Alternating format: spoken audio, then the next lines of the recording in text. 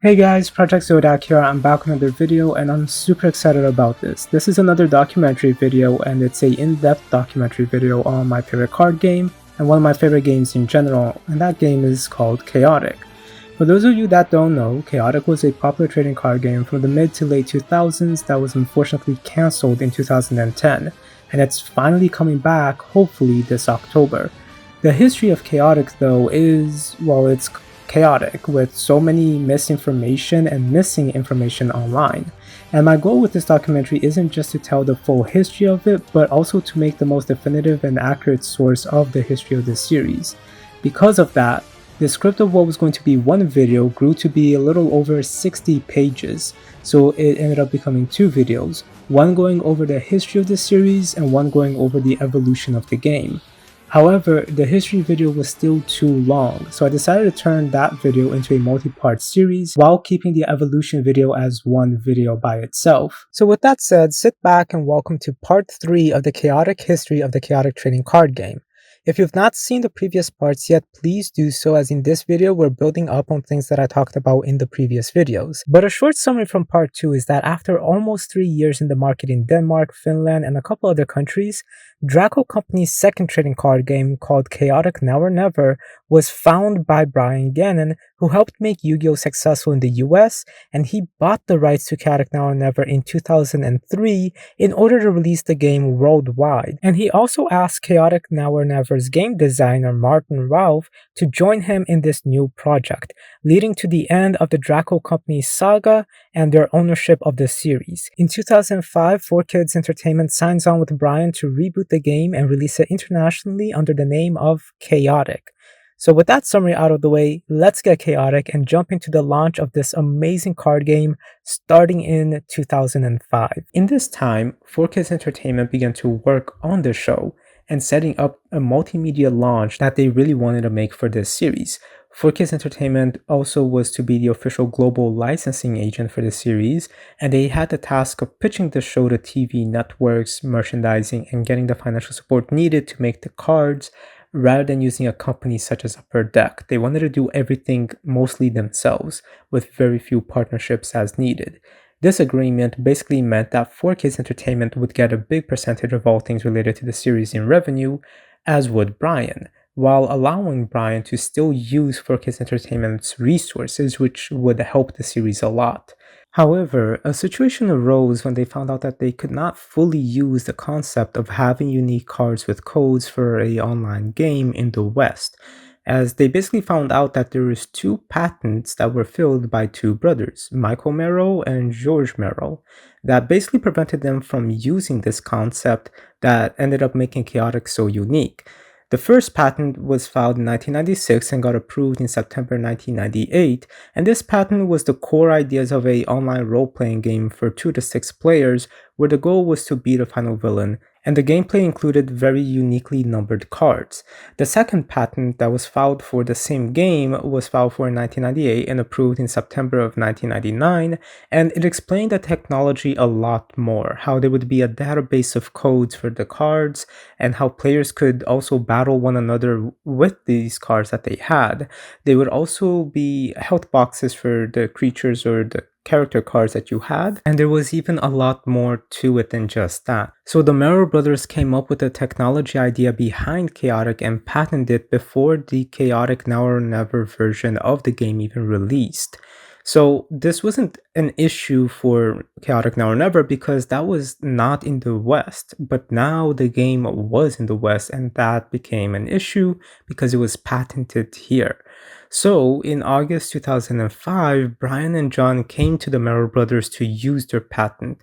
They agreed, and Brian and John formed a new company called Cornerstone Patent Technologies LLC to hold and protect these two patents. They each owned about 25% of this particular company, and it's not really clear if the Merrill brothers owned any part of the other 50%, but they did keep ownership of their patent, and this agreement was signed in May 2006, but it was retroactively put for August 2005 when they started having this conversation. And then with this, their biggest hurdle was now out of the way. Also, sometime in 2005 and 2006, Chaotic USA and 4Kids Entertainment partnered with a game designing consult company called To Be Continued. This company was founded by Brian David Marshall and Matthew Wong, and amongst them was their choice for the lead game developer for Chaotic, Drew Nolosko. The three of them, with their team, worked with Martin Rolfe and Brian Gannon to refine the rules of the game, balance the game, and do some general overall gameplay mechanic changes alongside a few other things. They took the core essence of Chaotic Now or Never and modified many of its elements to make the game more accessible for a Western world and to be a better structured game overall. Then, in mid 2006, 4Kids Entertainment continues the partnership for the production of the show, and they ended up releasing a preview of the show in September 30th, 2006. And on October 7th of that same year, the show broadcast had begun with a very unique flash animation art style. And in December 11th, 2006, 4Kids Entertainment and Chaotic USA both announced the card game with details on how everything would work. They also formed two new companies. One was TC Digital Games LLC, which 4Kids Entertainment owned 53% of that company and Brian owned 47% of it.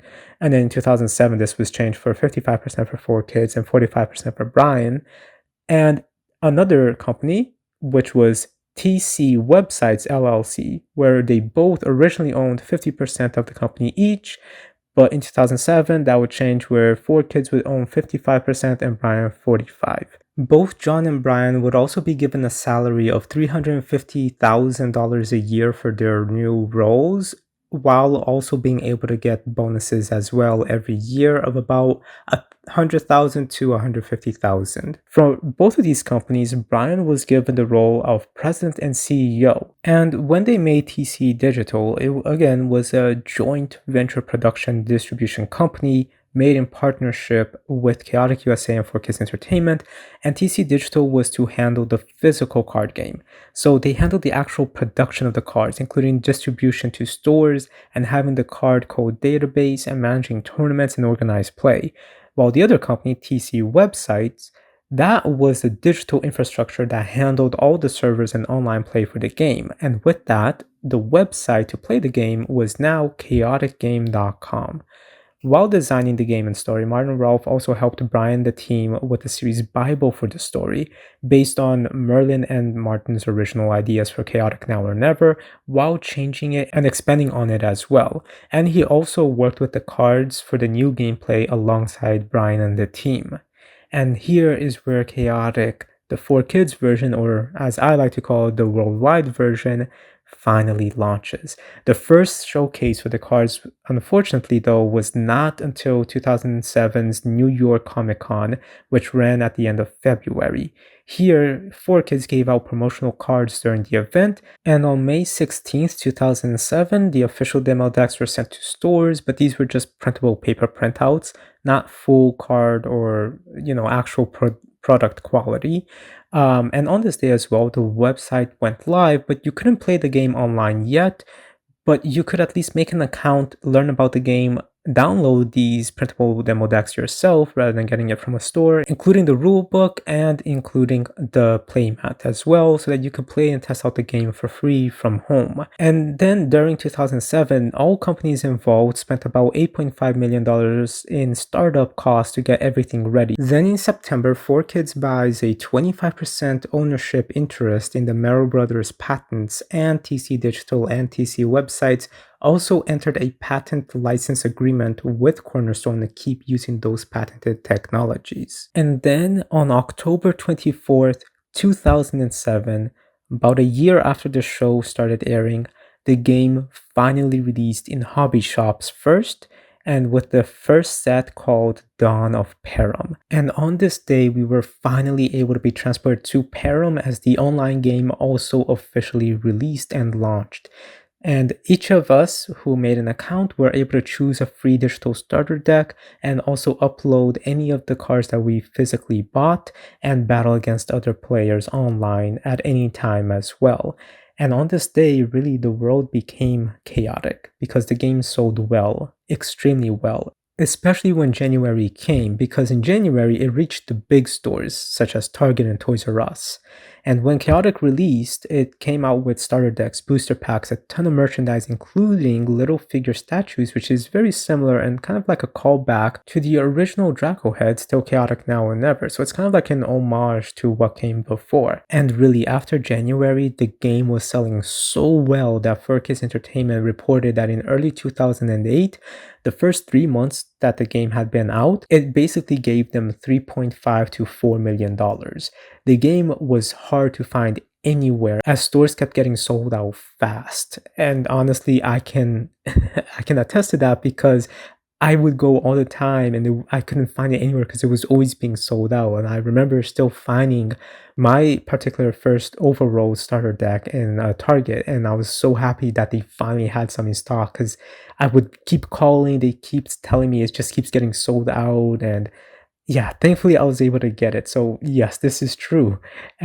The game was selling so good. It was so hard to find it. And basically, to accommodate for this, 4Kids was forced to send out rush shipments to meet the demand. And even to celebrate the launch for it, Toys R Us in January 15th as well, they basically made a huge event that ran up until the end of March. So for all those months, Toys R Us was hosting chaotic events. And like again, this series was so hard to find. It was selling so well, and it was being hyped up a lot. And then in 2008, the popularity grew even more. In March, it overthrew all other TCGs in Canada and became the number one selling TCG. In spring of 2008, it even overthrew Magic the Gathering to become the number 3 best-selling TCG in the US. Also, from October to March 2008, 4Kids had 3 separate purchases of royalties from Draco Company's royalty holdings of the Chaotic brand, adding to a total of 10% in royalties that 4Kids bought from Draco Company. In later SEC filings, specifically from 2014, it says that 4Kids, not Draco, was receiving 10% royalties under the TC Digital agreement.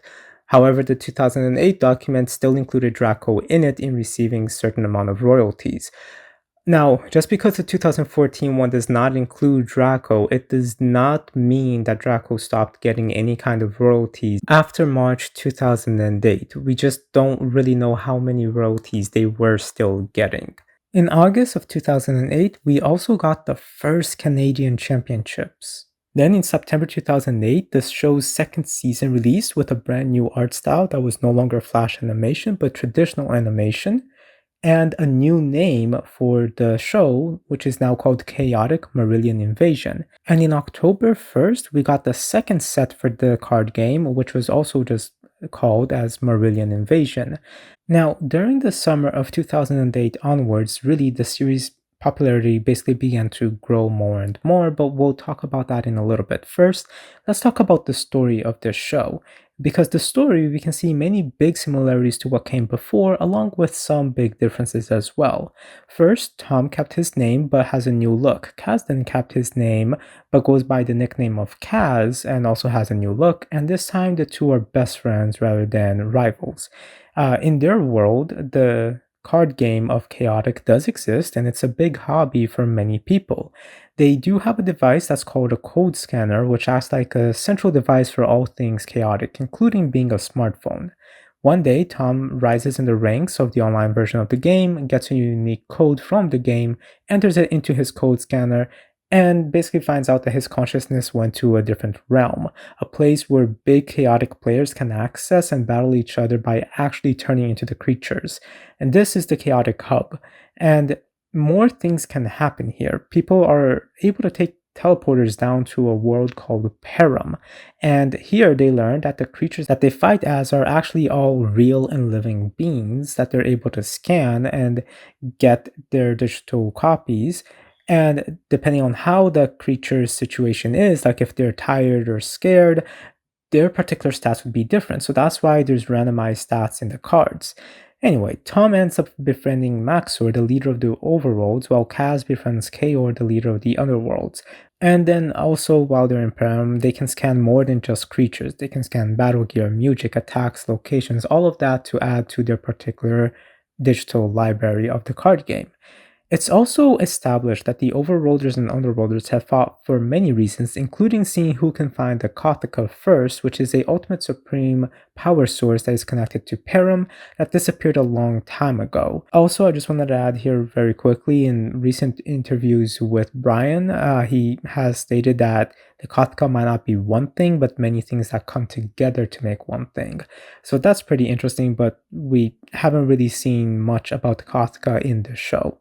Now, in Tom's journey throughout Chaotic and Param, he also befriends Sarah and Peyton, who are also fans of the world of Chaotic and also are inside of the Chaotic Hub. And as we can see from this quick summary, there's already many similarities to the world and story of Chaotic Now or Never, and a bunch of those similarities really is that Param is still present, Tom and Kaz's relationship with the creatures are present, the series still has the same tribes and the concept with those tribes, and they're still looking for a particular artifact. The characters also enter Param from the real world, and many of the characters are brought over as well, though there are a few changes, such as again Tom and Kaz being friends, and also now they're in their teens, so they're much older, and then the nature of transporting to Chaotic and Param from the real world, that's a little bit different. The Chaos Rock was changed to Kataka, which we don't really get to see how the Kataka looks like in this version. Madcap got a name change and is now Maxor, and his appearance is also changed a little bit more now. Now he's green, and he actually, for me, my personal opinion, resembles a little bit more the original Draco Head number 1, Draco. It's not really clear if this was intentional or not. I would say it is, but again, there's no confirmation on that at all. There's also some sources that say that Kayor came from a particular Draco head from Series 1 that was called Diablo. However, that's a bit confusing because that character wasn't in Draco Heads 2, it was in Draco Heads 1, but Draco Heads 2 was a continuation of the first set originally, as we talked about. And Kayor's design and name evolved from the Draco Heads 2 character, which was called Gork. So he wouldn't really have come from Diablo, as some sources say. However, it could be that his Chaotic Now or Never second version and his modern chaotic design does take influence from that original Draco Heads 1 character Diablo, given that that character was red and had horns. So again, that fits more in appearance with his second appearance of Chaotic Now or Never and the version that we have for a kids version. So it could be that it's a similar situation to Maxor and Draco, where it was kind of influenced off of the appearance of it a little bit. But again, that's not really mentioned anywhere. That's just me guessing that. But yeah, I don't see how, other than that Kayor's appearance or evolution could have come from that particular Draco head, because it really started with Gork. Also, I've seen some people mention that the character known as Twin Head eventually became Borth Major, but that's not the case, as both Twin Head and Borth Major are characters in Chaotic Now or Never in the same set. So it's not that Twin Head disappeared and then Borth Major evolved from that with a different appearance and name. No, because they're literally in the same set together. So they can't have come from that. So that's another misconception that's also online as well. Other characters ended up getting reworked in their appearance as well, and the big change is that the deep ones were given a name change and they're now known as the Marillions. There are more changes here and there in the story, and a lot of it is also original concepts as well that wasn't part of Now or Never. But even so, the essence of everything that came before is still very present here. These similarities and changes are not just with the story, but the game itself as well. But again, that's something we'll talk about in the other video. Now, the game had a very big online functionality. And I will talk about the online game here rather than there, just because I feel like this is more integral to the history versus comparing the evolution of the card game, especially since we don't know really how the original Chaotic Now or Never card game was handled. So I just want to talk about the online game here in this particular video.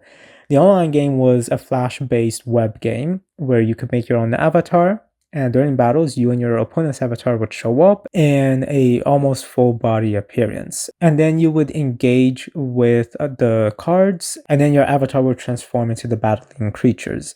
And when the creatures suffer damage, the damage number would show up like from small, like it would be like a small animation and then go up to a big animation.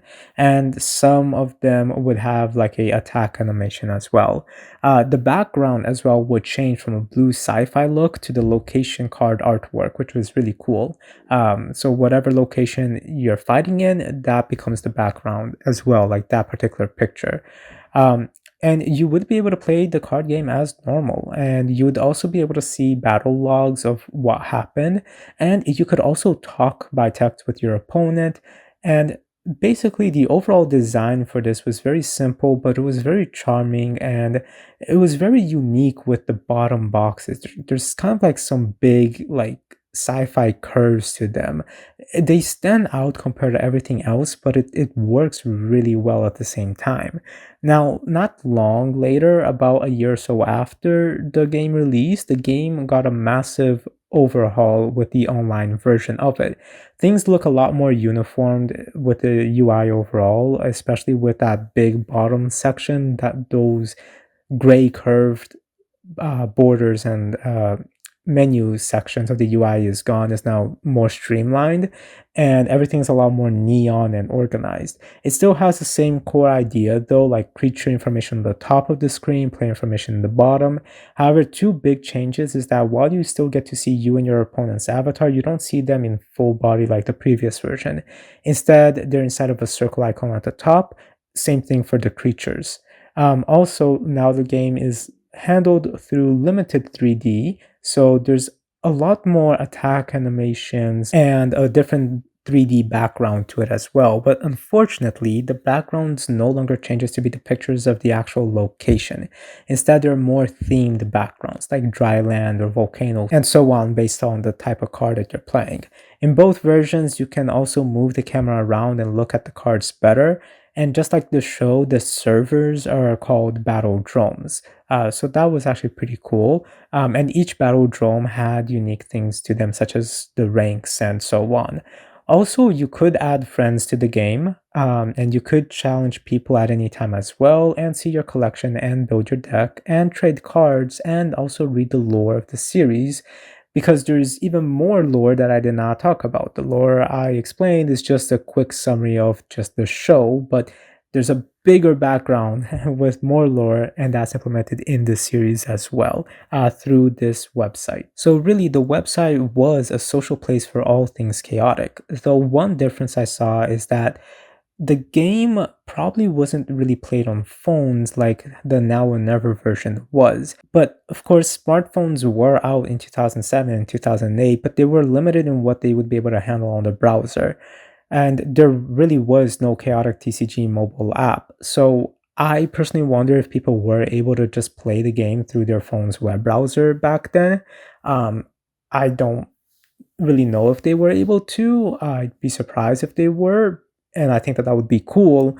I just haven't really seen anyone talk about that before.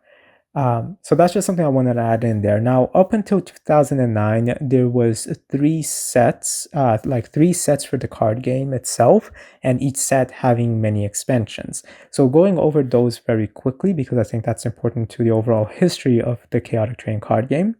So the very first set was the Dawn of Peril set, and this particular Dawn of Peril set, the first part of it is called Dawn of Peril Secrets, and it had 232 cards.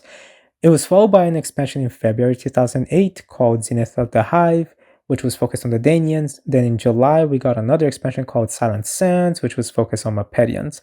The second set after Dawn of Peril, right? So that second set is called Marillion Invasion, and it released in October 2008, with the first expansion being Beyond the Doors, and that's what introduced the Marillion tribes. The next expansion was in December with Rise of the Oligarch, and then the expansion after that was in March 2009, and that was called Turn of the Tides. Then in July, we got another expansion called Forged Unity. All of these expansions focus mostly on the Marillions and how to deal with them. Then in 2008, we got tins for the series. which was a new product that had included a few booster packs and a storage tin. It was also a deck holder, and it was in the shape of a code scanner. There was 5 of these in total for the original tribes and one exclusive one that was black. In late 2008-2009, there was also rumors that a toy code scanner, like an electronic toy code scanner, was being worked on, and that it would work with the game and your cards as well. I literally remember this and always looking up about it, but this was never made. Again, it could have just been rumors people were talking about. I tried to look for a lot of information on this now, but I couldn't find too much. But I do remember this being a very big thing because I was super excited for it. In March, 4Kids with Home Focus Development, a company that is reported to be associated with Draco Company, not the Merrill Brothers, made a new division together called TC Digital International to handle the European market for Chaotic.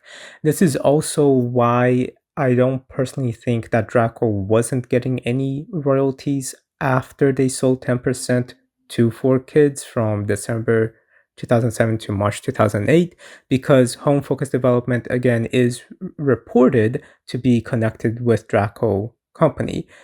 There's very few sources for that, but the sources I did find does seem to imply that they were, so that's why I do think Draco was still getting some kind of royalties through them. And in April of 2009, the first World Championships for Chaotic began, and it would also end in January 31st, 2010, where the world champion would be determined. Then in September 2009, we got the third set, which was called Secrets of the Lost City, and it launched with Alliances Unraveled. And this set introduced us to the tribeless past creatures. And then October 31st of 2009 came, and we got season 3 of the show, which was now called Chaotic Secrets of the Lost City. And on November 10th, we got our first home console video game called Chaotic Shadow Warriors, where it was released for the Xbox 360, PS3, Wii, and Nintendo DS. Overall, the Xbox 360 and PS3 versions were basically the same thing, and they were the best ranked ones. The DS version was a totally different version with very unique features, and some people say it's more like the card game itself. And then we got a Wii version that was criticized for how it looked and ran. Overall, the game received mixed reviews, with all versions of the game basically being praised for how true to the series it was, especially for fans of the show, but they were criticized for their combat and linear progression.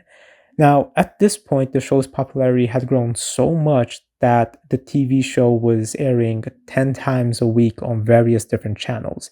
And the video game then went on to sell over 1 million copies and make about $32 million in sale. However, unfortunately, right when Chaotic was reaching its peak and gaining massive popularity, the troubles began. And in 2009, the world of Chaotic would be forced to change. And with that, we have come to the end of the launch of the amazing Chaotic trading card game and the start of the 4Kids saga in Chaotic's history. Sadly though, despite the game's popularity, the next video we're going to be going over the game's sad downfall, including the various lawsuits that ended up impacting the game. And with that said, thank you all so much for watching. I started this whole project back on June 3rd, and I'm so excited that it's finally coming out after 2 months of constant work. If anyone wants any of the sources that I use, please let me know and I'd be happy to share them. And if I'm missing anything or got anything wrong, please let me know so I can update it on my side for a future compilation video. Again, don't forget to rate, comment, subscribe, share the video, hit the bell for notifications for the next video parts of this history and any of my videos in general. Thank you all, and I hope you have a great day.